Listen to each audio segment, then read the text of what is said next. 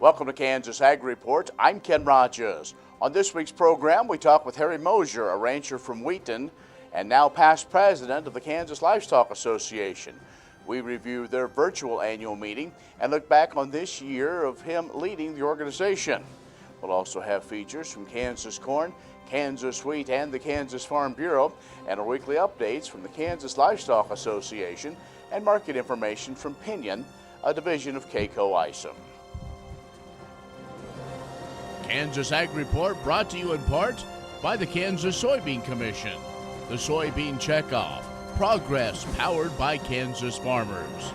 Kansas Farm Bureau, a grassroots ag organization representing the state's farm and ranch families since 1919, KFB.org.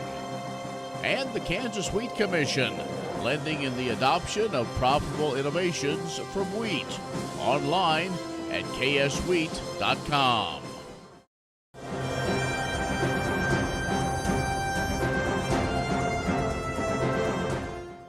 In agricultural news from agview.net, 7 months into the 2020-21 marketing year, USDA forecast total wheat exports reaching 26.8 million metric tons, which if realized would be 2% higher than the previous year.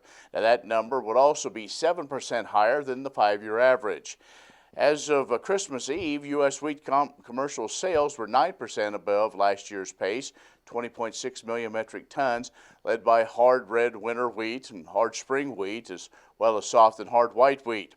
Well, total hard red winter wheat sales of 7.1 million metric tons are 3% ahead of last year and 7% above the 5-year average. Now, significantly increased exports to Nigeria and China offset reduced sales to Mexico, typically the largest market for hard red winter wheat. Farmers National Company says that what started as a better-than-expected sale price and land auction before last fall's harvest extended into the continued higher prices in October and November.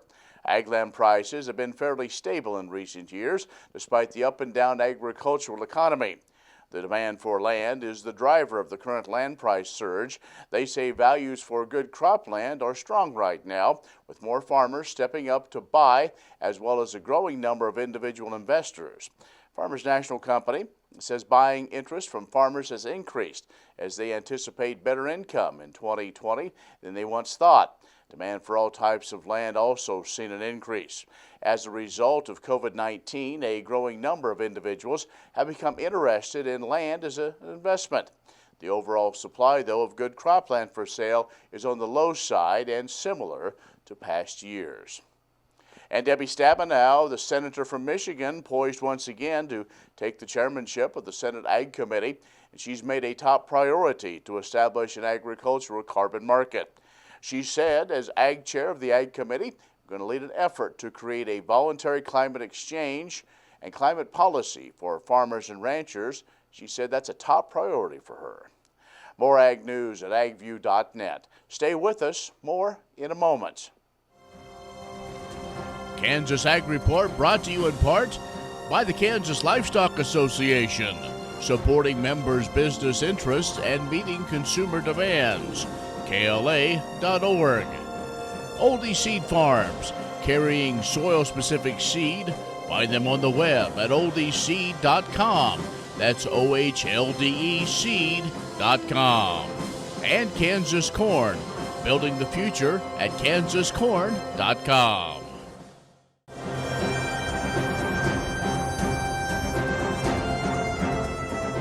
And joining us now is Harry Moser, who is from Wheaton and is now the immediate past president of the Kansas Livestock Association. And Harry, Happy New Year. And normally we would do this about a month earlier, but this good old COVID thing caused everything to be virtual this fall. Yeah, we've learned, just as you and I are right now, this Zoom thing, we've learned to use it pretty efficiently and pretty effectively, really, to get our business done for the year. Now, as we go throughout the program, probably the second part, we'll talk about maybe some reflections you have on your year as leading the state's largest livestock association. But let's, I guess, talk about matters at hand. even though it was virtual, business was conducted a little bit different. You had several breakout meetings, and you did set policy for this coming year. Yeah, we took care of the business end of things. Like you said, all the committees and councils met in Zoom meetings, and any member was allowed to register and take part in those. They brought forward any resolution that needed to be confirmed or new resolutions. And then we had the annual meeting the 17th of December, which we really didn't want to do, but the way things turned out, Wichita and Sedgwick County pretty much shut down their county and limited it to 25 people in a meeting. So it was a good choice on our part not to hold the in-person meeting and go with the Zoom meeting. Also, it looked like from what we were able to see, you still had good industry and industry alliance partners that wanted to show their support to KLA. Yeah, we've been very fortunate in that aspect that our sponsors stayed right with us and either funded some of it or said they're going to fund next year. They haven't backed away from it because they understand that too. They're doing business the same way. So we're very fortunate in that area. What was the biggest challenge, I guess, facing the industry, maybe even non-related to COVID this past year? I don't know, Ken. I think almost everything was related to COVID, or it seemed like it was. We had some ups and downs, especially with the market and trying to keep the packing houses open and flowing. That was definitely a big part of what happened, and that affected our market and it affected a lot of people. We were busy with our congressional group out in Washington with the PPP and the payments and trying to get those right. So really everything we kind of did was related to COVID. I mean, I'm trying to think of something that wasn't, but it seemed like everything we dealt with this year was with the virus. And we're going to continue that part of the conversation as you can kind of reflect now. You've had a few weeks after the turning over as your presidency. So we'll talk about that and more. Harry Moser from Wheaton, the immediate past president of the Kansas Livestock Association, is our guest. We'll have more in just a moment.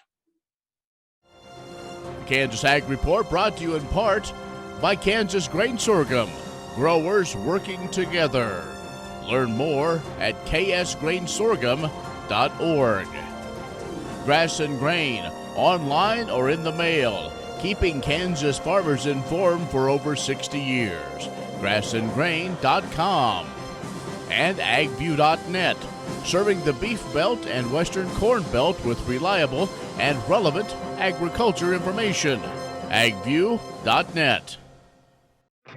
Next time you see a beautiful field of corn, reach out and thank the farmers who work tirelessly to raise corn for livestock feed, renewable fuels, and exports to feed a growing world population.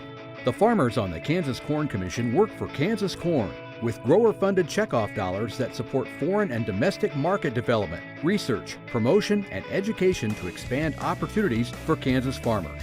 To learn more, visit kscorn.com. Many seed companies claim to offer the latest genetics, but how many have tested those genetics in soils just like yours? The Oldie Seed Know to Grow research program has fully tested the latest seed genetics in soils that are right in your neighborhood.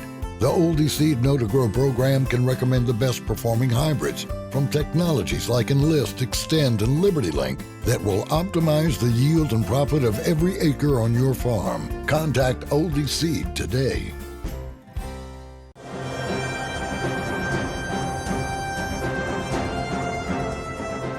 And our guest is Harry Moser from Wheaton, and he is the now past president of the Kansas Livestock Association. And normally we would do this right at the end of their annual meeting in Wichita, but that was virtual this year. And so, Harry, just want to give you the opportunity to reflect back on this year.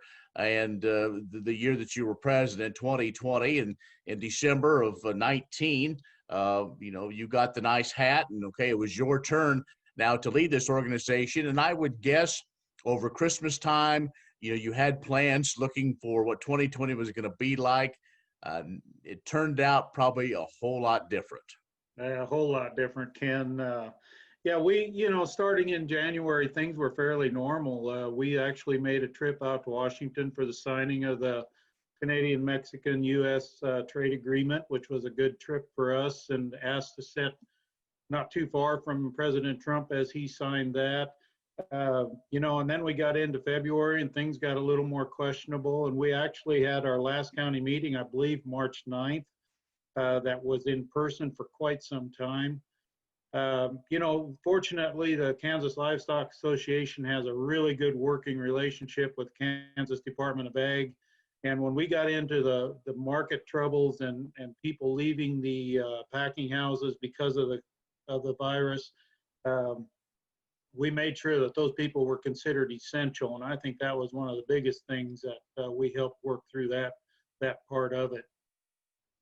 Go ahead. And then we worked on through, and the market got tough, and we were at NCBA in August, which was in person, and that was really kind of neat to be able to sit down and discuss these things. And there's a big push in the industry for mandatory reporting. We have, the KLA has a position that we don't want to have the government involved in our markets, and we stuck to our guns and worked through a proposition out there with NCBA. Even with a conversation with Senator Roberts not too long ago, his words to us was, be careful what you want, what you wish for. It's easy to get mandatory pricing, but it might be tough to get rid of it once that goes into place. And so the markets and the workplace and the payments, like I said earlier, I think those were huge things that we were heavily involved in. What's one thing you learned, not only maybe dealing with the pandemic, how maybe doing this and the effects maybe it had on your operation? Just what are maybe a lesson or two learned that you're going to keep with you?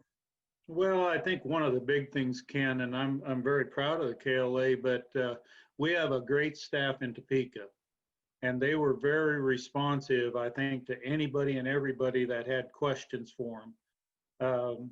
And there's all kinds of phone calls, questions, and they did a great job of doing that. I think the other part that was really encouraging to me is our board meetings. We never held an in-person board meeting the entire year. We had Zoom meetings. And I think except for maybe one meeting, we had every board member attend. And that speaks highly for those volunteer leaders that take it very seriously what's going on in our industry. All right, Harry, as I like to do with these groups, when you get the opportunity, I just, kind of give you a 30-second commercial to talk to folks on why it's important to belong to associations. Why is it important to be a member of the Kansas Livestock Association? Well, and I believe firmly in these kind of organizations, whether it's KLA or Farm Bureau or, organizations that represent us. We don't have time. Most of us don't have time to go to Topeka and lobby, but we have people down there that watch out for our issues that are going on down in Topeka, as the NCBA does in Washington. We have attorneys on staff that can help anybody, members that have ag issues at no cost. I always broke down our membership. It's $120 a year. And what do you get anymore in this world for $120 a year? $10 a month. And you have representation, and you can have a voice in policy that is set in the industry. Those are huge, huge items. We're over 5,700 members. We're very proud of that. As my each one reach one push was, I was hoping to even do a little better than that, but up 4%. I think there's a lot of strength in our organization, and I think we represent the people that are in our business. Well, Harry, again, appreciate your service, appreciate your time today to I want to review what happened at the convention, but also your year as president of the Kansas Livestock Association. So thanks. You bet, Ken. Anytime. Harry Moser from Wheaton, the immediate past president of the Kansas Livestock Association, has joined us. Stay with us. We'll have more coming up. The Kansas Wheat Innovation Center in Manhattan is rediscovering ways to get improved varieties and new genetics in the hands of farmers faster. Grower-led and checkoff-funded research initiatives are bringing about positive change. This grassroots leadership provides a strong voice in Topeka and Washington, D.C. Now is the time to partner with Kansas Wheat in moving wheat forward. Kansas Wheat Commission and Kansas Association of Wheat Growers. Farmers investing in their future and yours. Log on to rediscoverwheat.org.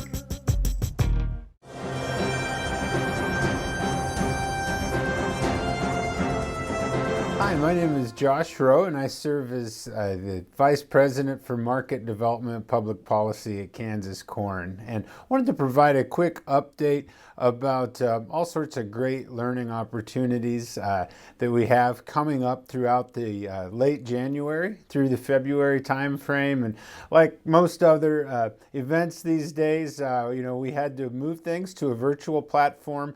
The first set of events being our widely popular Kansas Corn Schools that are in partnership with K-State Research and Extension. Again, they'll be on a virtual format, and registration is available right now at our website, kscorn.com/events for these. The first session will kick off Thursday, January 21st. The second section will be Thursday, February 4th, and the third being Thursday, February 11th. All events start at 7 p.m. and will run approximately an hour and a half, feature 2 highly respected speakers, and then we'll have a live Q&A session. Additionally, our annual Kansas Corn Symposium will be the afternoon of January 28th from 1 to 3 p.m. where we're having 2 high-level corn and ethanol speakers, and then we'll do our required annual business of the year. So, things are looking a little different around here this year due to these virtual events, but looking forward to some great opportunities to interact in a virtual setting. Imagine turning soybean oil, used cooking oils, and waste animal fats into fuel so amazing it drives U.S. jobs and our economy forward. Learn more about biodiesel at americasadvancedbiofuel.com. Next time you see a beautiful field of corn, reach out and thank the farmers who work tirelessly to raise corn for livestock feed, renewable fuels, and exports to feed a growing world population. The farmers on the Kansas Corn Commission work for Kansas Corn with grower-funded checkoff dollars that support foreign and domestic market development, research, promotion, and education to expand opportunities for Kansas farmers. To learn more, visit kscorn.com.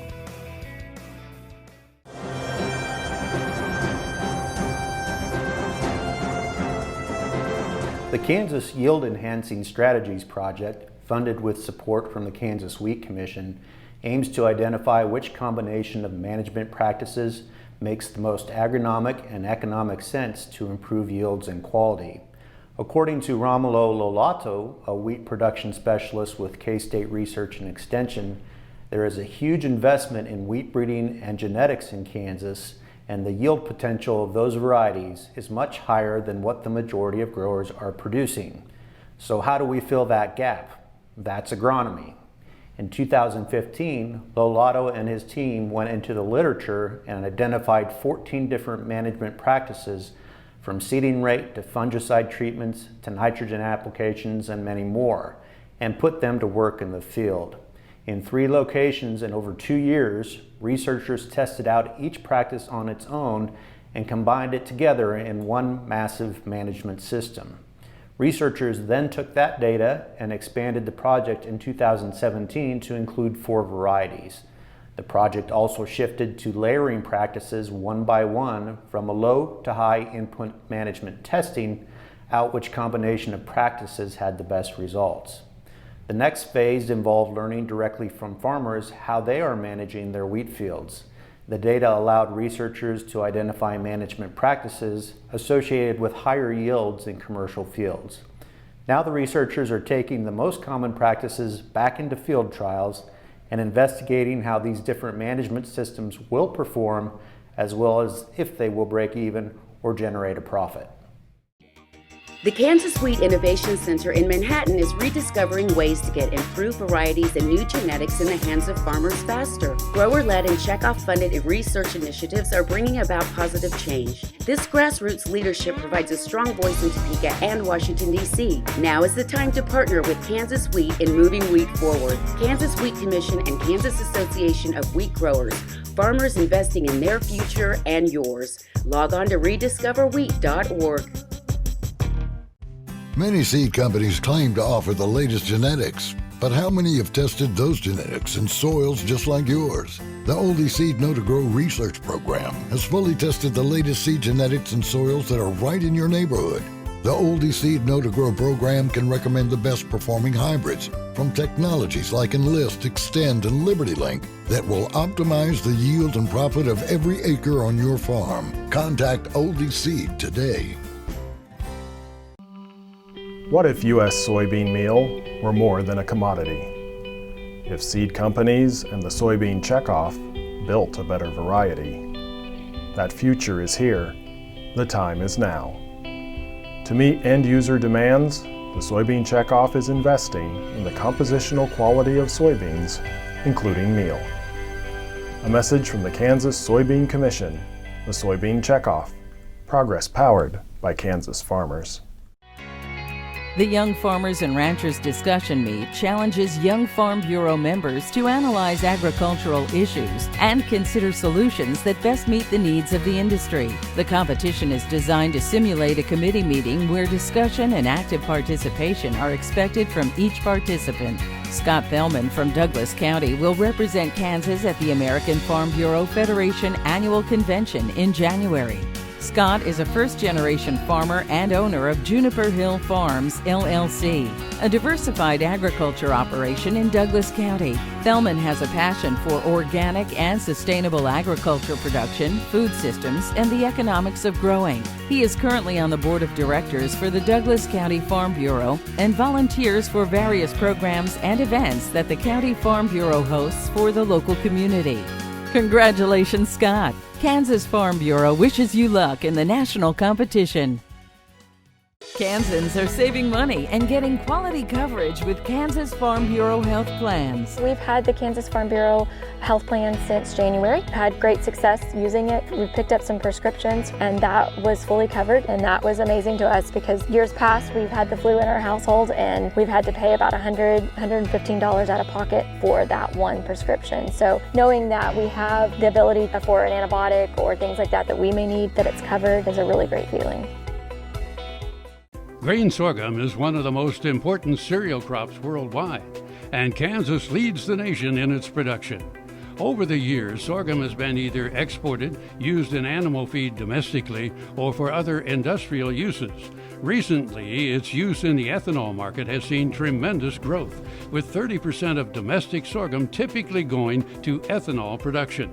Kansas Grain Sorghum is committed to sorghum research, market development, and education. Learn more at ksgrainsorghum.org.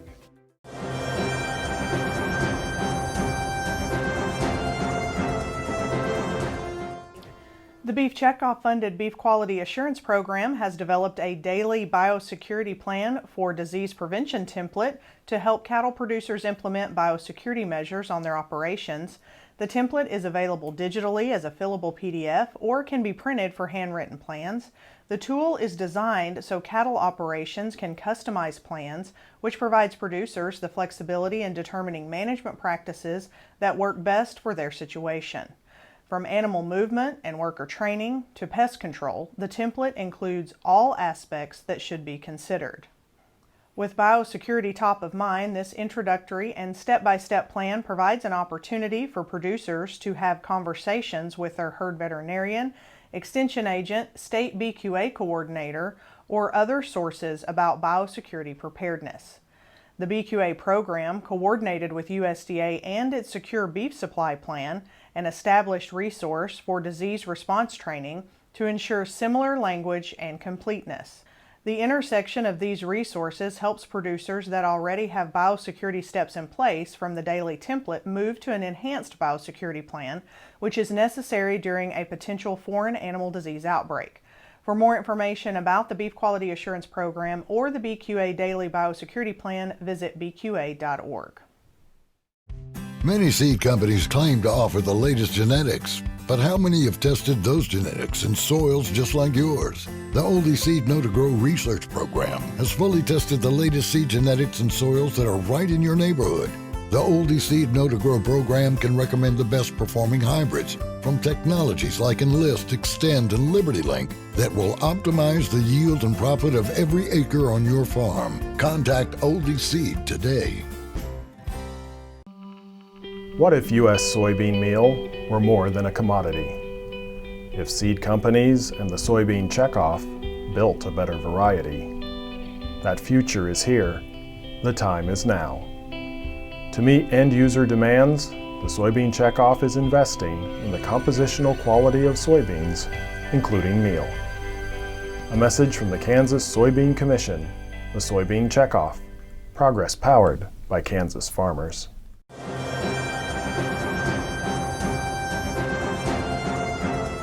Good morning, folks. Colette here with Pinion, a division of K-Coe Isom. What a week it has been. Limit up on report day. The big surprise in the corn market, where the USDA revisions gave some much-needed bullish news. Lowered production and lower domestic carryout sent the market limit up Tuesday. The bean market was also given a nice climb higher Tuesday, with gains over 50 cents after the USDA came in with domestic carryout right around what the trade was expecting. Wheat markets also given some friendly news Tuesday and saw 30-cent gains.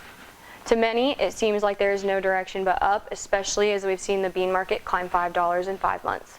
The saying goes that there are no soft landings when you climb this high, so while we know that these are great levels, what we do and how we do is arguably even more important. Harvest is a long ways away, but it's time to get that 2021 plan going and make sure you're taking care of remaining old crop. Don't let missed opportunities lead to more missed opportunities. Give us a call at 888-452 if you have questions regarding your marketing plan. We are here to help, and we know that that looks different for everyone. I'm Colette at K-Coe, and I hope you have a great day. Well, that's our show this week. You can be social with us online at kansasagreport.net or on social media. We continue to make progress with the pandemic, but we all need to do our part. Wear a mask, social distance, wash your hands several times a day. If you're not feeling well, please stay home. Let's continue to be Kansas strong. I'm Ken Rogers. Thanks for watching. We'll see you next week. Imagine turning soybean oil, used cooking oils, and waste animal fats into fuel so amazing it drives U.S. jobs and our economy forward. Learn more about biodiesel at americasadvancedbiofuel.com. Next time you see a beautiful field of corn, reach out and thank the farmers who work tirelessly to raise corn for livestock feed, renewable fuels, and exports to feed a growing world population. The farmers on the Kansas Corn Commission work for Kansas Corn with grower-funded checkoff dollars that support foreign and domestic market development, research, promotion, and education to expand opportunities for Kansas farmers. To learn more, visit kscorn.com.